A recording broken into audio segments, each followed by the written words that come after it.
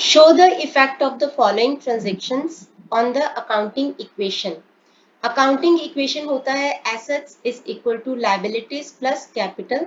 तो जो भी ट्रांजैक्शन रहेगी उसका इफेक्ट इसके ऊपर ये रहेगा कि asset side will always be equal to liabilities plus capital. हम इसके 6 क्वेश्चंस कर चुके हैं, ये है 7th।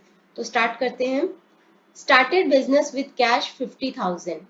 बिजनेस स्टार्ट किया है कैश 50,000 से।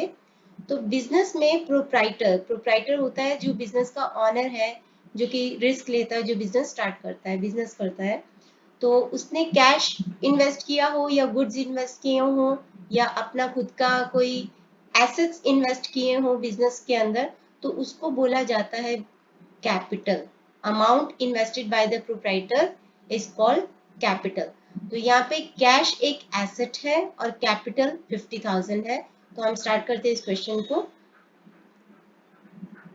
यहाँ पे लिखेंगे हम सबसे पहले एसेट्स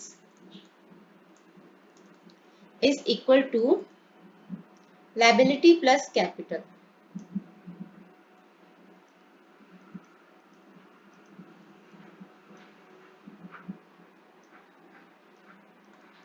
तो सबसे पहले उसने बिजनेस में कैश स्टार्ट इन्वेस्ट किया है। तो कैश है 50,000। कैश एक एसेट होती है, एसेट आ गई बिजनेस के अंदर और इससे हमारी कैपिटल बढ़ गई जिसका अमाउंट है 50,000। लायबिलिटीज पे कोई इफेक्ट नहीं आया। सेकंड है, इसको पहले आपको ये करना होगा, दिखाना होगा कि हमारी अकाउंटिंग इक्वेशन का बैलेंस मिल गया है। दोनों साइड 50,000 है, तो दैट मीन्स कि हमारी अकाउंटिंग इक्वेशन बैलेंस हो गई है। इसी तरीके से सेकंड ट्रांजैक्शन है सैलरीज पे 2,000। सैलरी पे किया है 2,000 का। सैलरी एक एक्सपेंस होता है, सैलरी एक एक्सपेंस होता है। एक्सपेंसेस जो होते हैं उनसे हमारा प्रॉफिट कम हो जाता है, एक्सपेंसेस की अमाउंट से प्रॉफिट कम हो जाता है। तो जिसकी वजह से हमारी कैपिटल भी कम होती है, क्योंकि जितना भी प्रॉफिट होता है वो कैपिटल में ऐड हो जाता है। तो एक तरफ सैलरी पे करने से हमारा कैश कम हो जाएगा और दूसरी तरफ एक्सपेंसेस पे करने की वजह से हमारा कैपिटल भी कम हो जाएगा। तो कैश में से 2,000 माइनस कर देंगे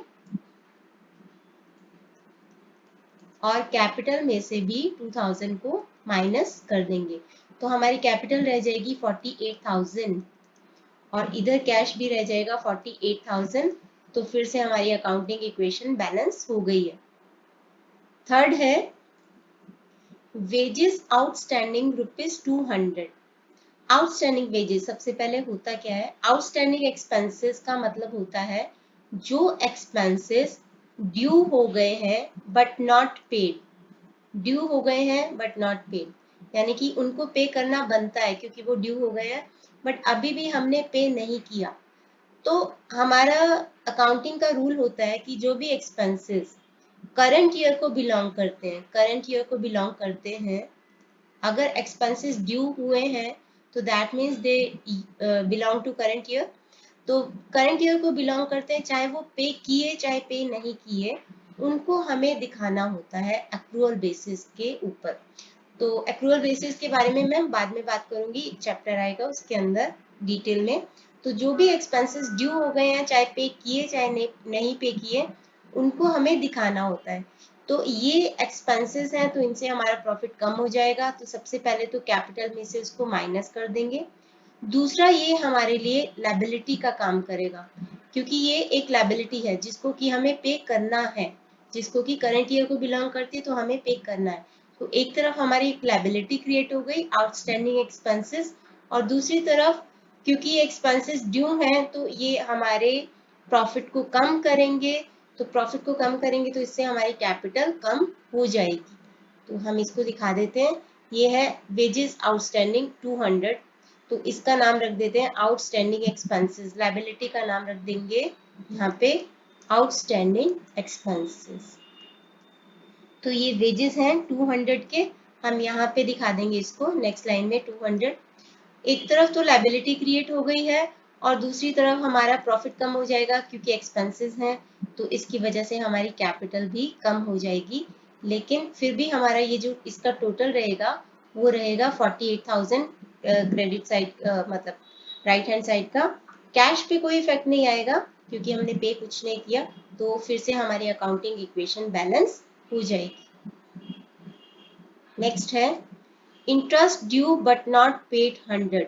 सेम इसका वही कॉन्सेप्ट है, इंटरेस्ट ड्यू हो गया था लेकिन हमने अभी पे नहीं किया 100 रुपीज का, तो ड्यू हो गया बट पे नहीं किया, यानी कि करंट ईयर को बिलोंग करता है। तो क्योंकि ये करंट ईयर को बिलोंग करता है, क्योंकि ड्यू हो गया है, तो इससे हमारी कैपिटल कम हो जाएगी, क्योंकि ये एक्सपेंसेस का पार्ट है जो कि करंट ईयर का एक्सपेंस है, तो जिससे प्रॉफिट कम हो जाएगा तो कैपिटल कम हो जाएगी। दूसरी तरफ आउटस्टैंडिंग इंटरेस्ट है जो कि हमारी एक लायबिलिटी क्रिएट हो जाएगी, तो 100 रुपीज की लायबिलिटी क्रिएट हो गई और कैपिटल में से 100 रुपीज को माइनस कर देंगे। यहाँ पे दिखा देंगे हम, एक तो लायबिलिटी क्रिएट हो गई, एक और लायबिलिटी क्रिएट हो गई, तो 100 रुपीज से हमारे आउटस्टैंडिंग एक्सपेंसेस बढ़ गए और दूसरी तरफ हमारी कैपिटल कम हो गई है, तो 47,700 रह गई है। फिर भी इसका टोटल अभी भी 48,000 है और लेफ्ट साइड का भी टोटल अभी भी 48,000 है, क्योंकि कैश के ऊपर कोई इफेक्ट नहीं आया। हमें बिल्कुल इसके सामने लिख देना है 48,000।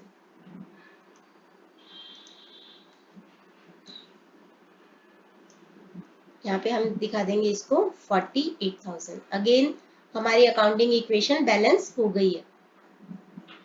उसके बाद है rent paid in advance. Rent paid in advance जैसे आउटस्टैंडिंग एक्सपेंसेस होते हैं कि ड्यू हो गए बट पे नहीं किए, तो हमारी लायबिलिटी होती है। यह है पेड इन एडवांस, यानी कि प्रीपेड एक्सपेंस। तो प्रीपेड एक्सपेंसेस क्या होते हैं, जो कि हम अभी करंट ईयर को बिलोंग नहीं करते, do not belong to current year. तो जो चीज करंट ईयर का एक्सपेंस है ही नहीं, तो उसको हम दिखा नहीं सकते, उसको हम हमेशा माइनस करके दिखाते हैं। आप फाइनल अकाउंट्स वाले चैप्टर में पढ़ोगे इसके बारे में। फिलहाल के लिए ये एक तो हमारी एसेट बन गई, क्योंकि एसेट इसलिए क्योंकि हमने ये एक्सपेंसेस पे कर दिए हैं और इसका बेनिफिट हमें आने वाले टाइम के लिए होगा, क्योंकि ये एक्सपेंसेस फ्यूचर को बिलोंग करते हैं, तो उसका बेनिफिट हमें फ्यूचर में मिलेगा।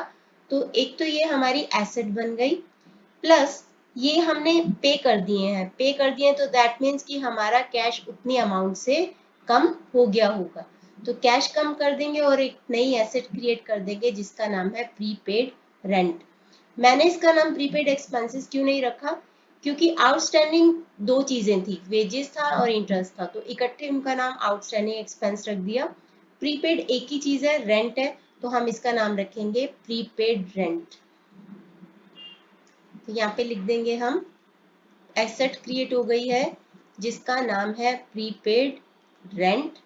यहाँ पे एसेट लिखा देंगे 150 रुपीज का, और दूसरी तरफ हमारी कैश कम हो गया उतनी अमाउंट से, तो उसको हम दिखा देंगे। तो ये कैश रह जाएगा 47,850 और प्रीपेड रेंट है 150।